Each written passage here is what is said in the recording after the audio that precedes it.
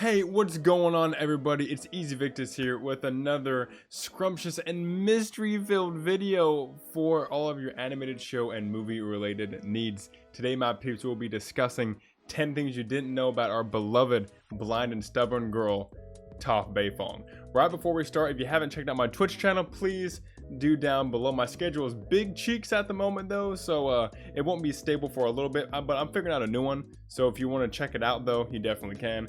Everybody, it's time I laid down some deets on our favorite earthbender. Let's get into it. Number one will shock you. Did any of you know that Toph Beifong is blind? Okay, no, but seriously. Number one is that Toph Beifong was actually very close to being a guy. That's right, she was going to be a 16-year-old boy. She, or in this case, he, was going to be a muscular and strong character to counter Sokka's personality.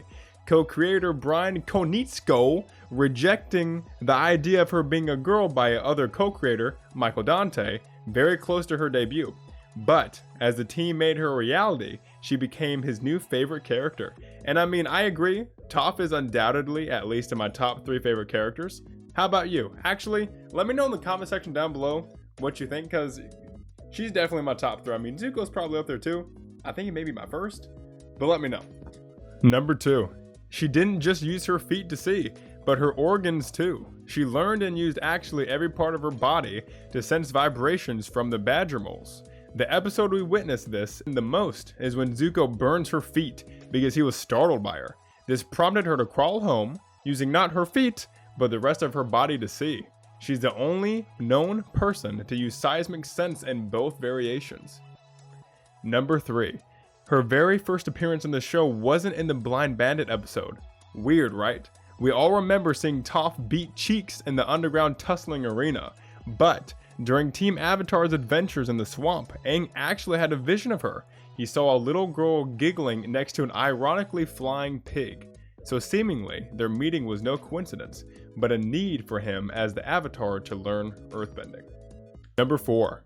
Toph Beifong had her own metalbending school. Around 101 AG, which stands for Air Nomad Genocide, Toph made her own school in an old firebending dojo, training kids and tweens who made her bracelet move slightly, meaning that they could be metalbenders, but just needed a teacher for it.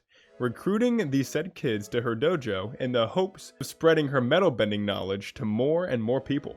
There was also a cool fight against Toph's students and the firebender students as well, which ended in Toph's students beating them pretty good, which I loved. Number 5. Toph's parents wanted to make more children in order to protect her. Instead of just have guards do it with their wealth, a legitimate thought in their heads was to have more children to protect Toph and make sure she was safe after they died. Could you imagine if your sole purpose for being born was to protect someone else? Sounds absolute buns to me, honestly. I mean, I guess it would work, but Toph is a big girl and can protect herself. And obviously, after some time, they would learn that she doesn't need protection. What would the children do then? It's weird. Number 6. Toph Beifong is the only character with a last name. Think about it. At what time in the whole series do you hear any other character's last name? It's pretty crazy that we just all go along with her having a last name and don't question that nobody else has one. Zuko, Katara, Aang, Azula, and everyone else is missing their last name. Of course, we can say that this is to establish that her family is wealthy and, you know, needs a last name, but it's still weird to think about it. Like, no one else has one. Aang what? Katara what? Fire Lord Ozai? His first name isn't Fire Lord. It's weird. Number 7. Toph has never been in a stable relationship.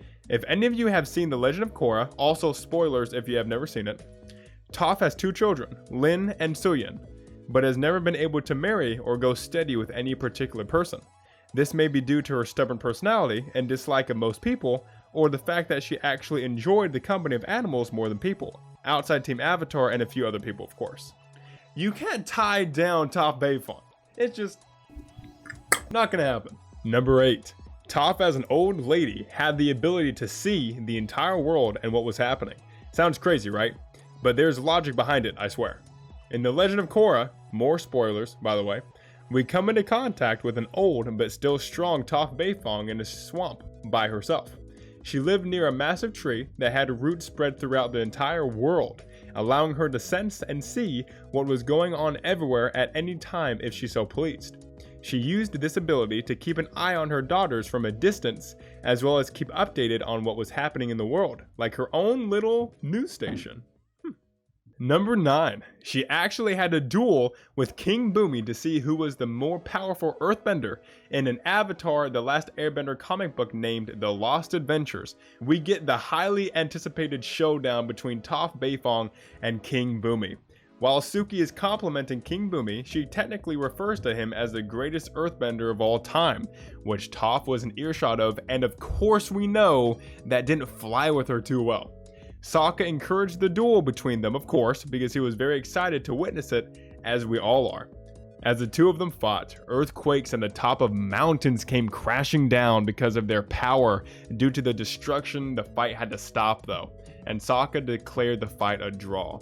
I personally think Toph would have beat his cheeks. What do you guys think? Tell me your opinion. And everyone, at number 10, we have Toph always carrying around not one, but 2 earth items with her everywhere she went. The first one was a worry stone that she received as a child, that she would reshape and craft when she needed time to herself. The second was the meteor rock that we've seen her receive from Sokka in the series. But this also ties into another that I wanted to add.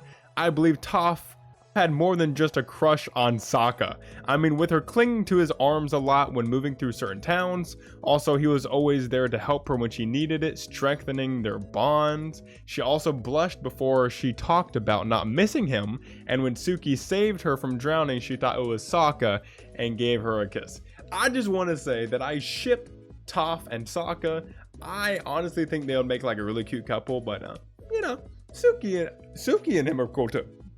I like both. So, everybody, did you like the video? Did you not like it? Did you like it but also not like it at the same time? Please let me know in the comment section down below. I would really love to know. And I cover everything that's animated, baby. Everything animated. If you haven't already, go check out my Twitch channel down below right here. I don't stream to it that often anymore, but I will get a schedule up and running here pretty soon, and I'll definitely let you guys into the loop. Also, if you haven't already, click this little bean here to subscribe if you liked what I told you about today. Also, this little square right here to see my latest video talking about the mystery behind Zuko's mom, and I explain everything that happened to her. And I also post new videos every Tuesday and Friday now, and randomly throughout the week. So if you want to check it out, definitely do that. Everyone, thank you so much for watching. Stay safe and have a great day.